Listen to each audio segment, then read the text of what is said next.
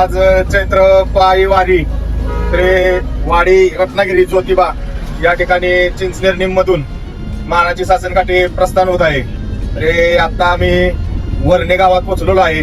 आता इथून फतेपूरमध्ये जेवण वगैरे होणार, तिथून तसंच पुढे हळूहळू काठी प्रस्थान होणार. मंदिरात आपला मुक्काम असणार. तिथून उद्या सकाळी 7 वाजता परत काठी मार्गस्थ होणार पुढील मार्गात. पुढचं नियोजन स्वप्न शेलार उर्फ पप्पू हे सांगते. इथनं पुढचा मुक्काम कराड गोटे भूषण खैरमुडे यांच्या घरी जेवण संध्याकाळचं. तिथून पुढं काठी प्रस्थान होणार. पुढचा मुक्काम पाचवड फाट्यावरती मुक्काम. तिथून पुढं काठी प्रस्थान होणार आणि तिसऱ्या दिवशी सकाळी काठी ज्योतिबा डोंगराच्या पायथ्याला पोहोचईल. मला रामफळ सापडलेला आहे. मेवा खाताना तुम्हाला कसं वाटतंय?